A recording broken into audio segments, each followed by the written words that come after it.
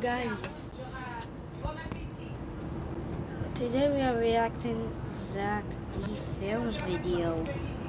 As Oh, wait.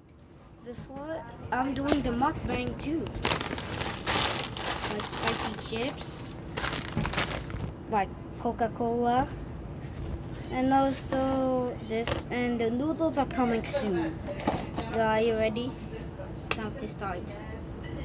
he pulled up to the haunted lighthouse, his friend told him that anyone who went up never came back down. No bodies, no answers, just gone forever. He warned his friend not to go, but curiosity got the better of him. He told Wow.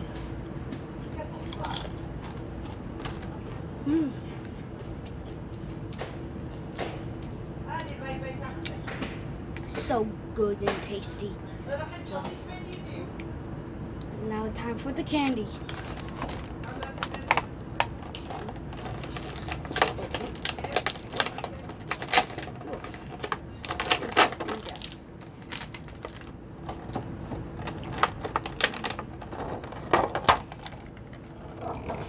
Okay, time for a bite.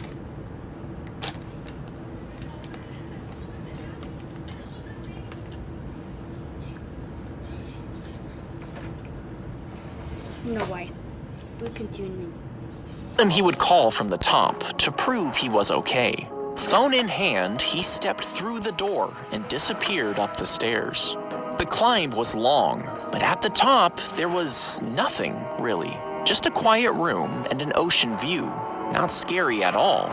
He pulled out his phone, but there was no service. And that's when he noticed it. A small room off to the side. In it was an old rotary phone, still connected. He picked it up and called his friend, and let him know he was speaking from an old phone he found in this cool room. The friend froze. There was no phone or room in this lighthouse. He circled the base, looked up, and saw him standing on an old rotting plank, holding his cell phone. A gust of wind came hard off the sea. The call cut out, and only the lighthouse remained.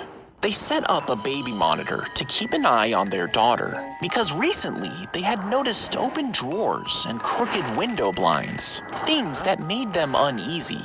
The camera was a way to make sure nothing odd was happening. Hours later, in the middle of the night, the monitor crackled awake, instantly jolting her from sleep. She glanced at the screen and saw her husband standing over the crib, cradling their baby. She felt relieved until she realized her husband was lying right next to her. Panic surged as she grabbed a baseball bat and bolted into the nursery. She turned on the light, and her husband spun around, startled, clutching their baby. If this was her husband, then who was in her bed? While he was studying, a hand reached through the window and dropped a velvet case onto his desk. Inside were two glowing contact lenses. He slid one onto each eye, and immediately the text on the page moved. Diagrams animated, labels slid in place, and the answers appeared right on the paper. Every problem was solved before he even finished reading it. On the way out of the library, he saw the man who gave him the lenses watching in the distance. During labs, the lines he needed to cut appeared as paths, and when taking a test, every question lit up with answers only he could see. He graduated at the top of his class and saw the mysterious man again in the crowd. Faster! Stuff it in! Don't move!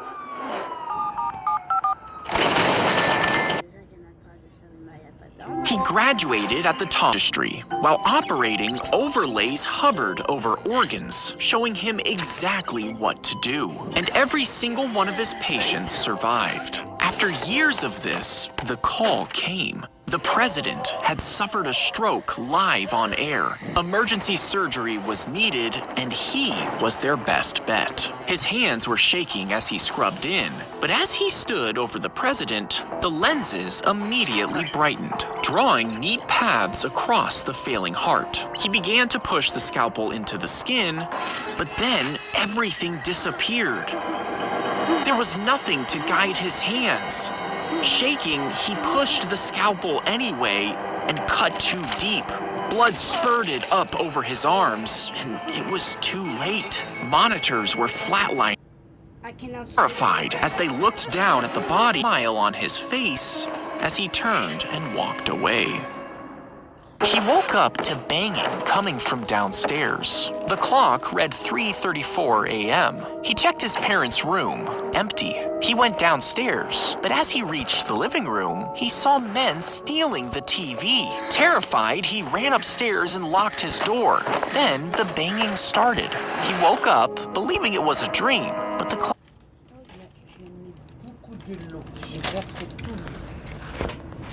Okay. There go the noodles. Yeah. C'est chaud, c'est chaud. See, here's my noodles. We arrived, so time to taste them. Oh my goodness, hot. It's pretty hot. Let's go continuing. Clock still read 3:34 a.m. Scared, he went downstairs to reassure himself. But the men were in the kitchen, yelling at his parents. He ran back upstairs just as the banging started. He woke up again. It was 3:34 a.m. This time, he stayed awake for 36 hours, haunted by the endless loop. There was a staircase in the middle of the village that led... Time for Coca-Cola, yeah.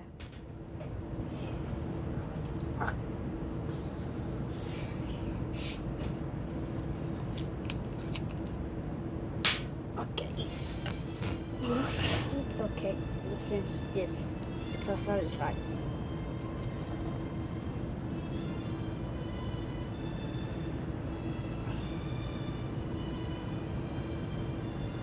Okay.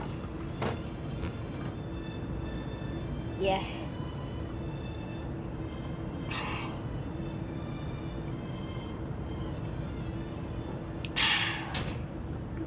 Okay, wow, so good. Okay, this is my whole mukbang. Time to eat a whole. straight into the sky with no end in sight. Twice a year, they held Ascension Day, where they chose a name out of a barrel. It was a great honor to be chosen. The villagers would beam with pride. His sister fixed his hair and gave him a tearful hug. She would see him again when she was chosen.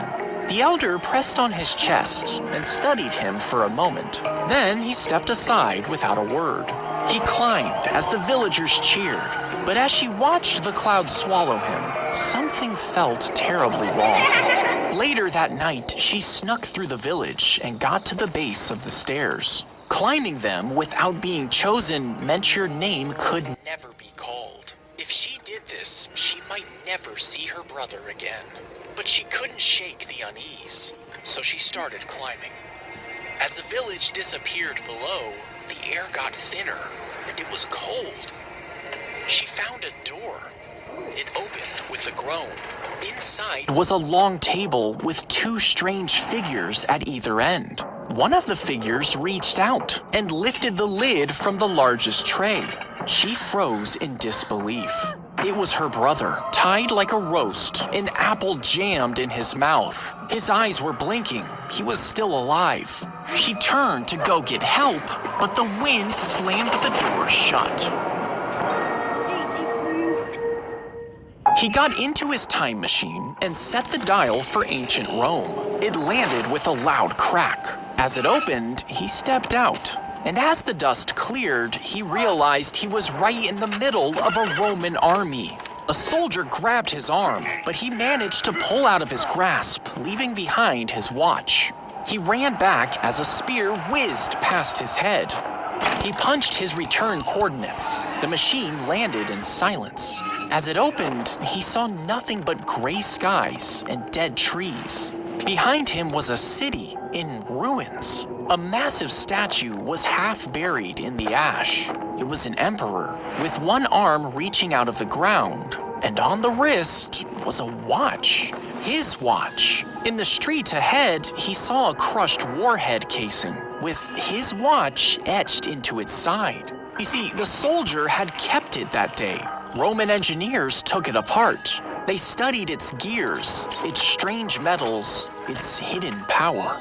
They cracked the battery. They discovered energy, built machines, and forged weapons far beyond their time. They advanced too far, too fast. He ran to the machine to go retrieve the watch, but the spear had torn a massive hole, meaning he was stuck in a timeline that never should have existed, all because of his watch.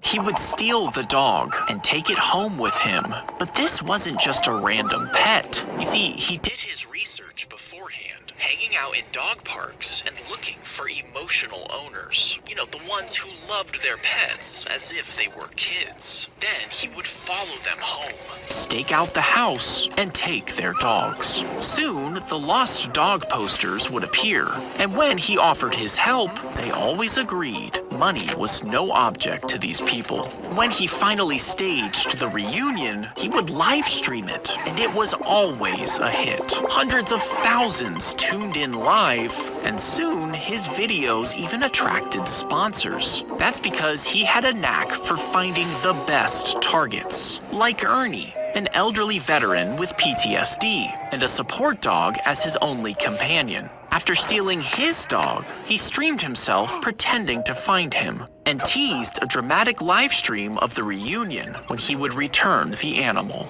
But when he stepped inside the veteran's house, the dog stopped dead in its tracks and started whining. Now, he shrugged it off with a smile. There were thousands of viewers watching. With a sharp tug, he managed to get the dog moving until he got to the kitchen and found the man on the floor, dead. Panicked, he fumbled with the record button, desperate to shut off the stream. "This wasn't supposed to happen," he whispered. "I just steal them. I give them back. I'm not a killer." But the stream never actually stopped, and his followers heard everything.